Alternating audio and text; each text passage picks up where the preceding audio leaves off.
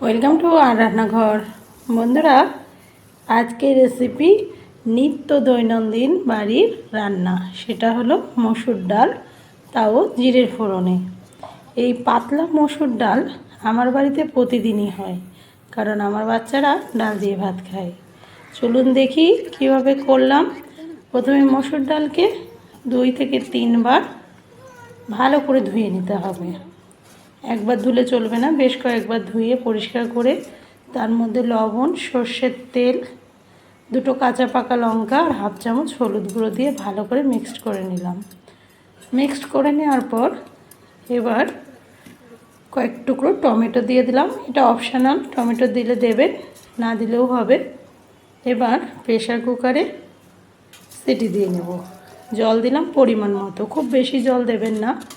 দেওয়ার পর প্রেসার কুকারের ঢাকনা লাগিয়ে আমি দেব একটা সিটি দেওয়ার পর কিছুক্ষণ রেখে দেব।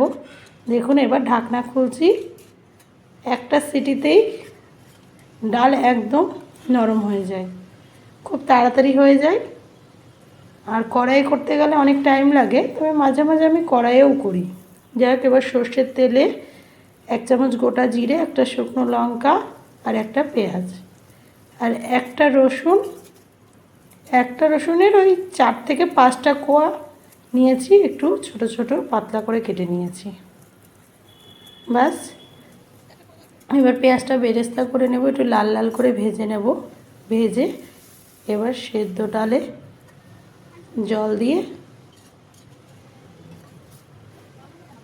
দিলাম। রেডি পাতলা ডাল। তবে এই ডাল খেতে খুবই ভালো হয়, টেস্টি হয় এবং প্রচুর প্রোটিন ভিটামিন নাকি ডালে থাকে, মসুর ডালে। তাই আপনারাও সকাল, দুপুর বা রাত্রে যে কোনো একটা টাইম এই ডাল পাতলা করে খেতে পারেন।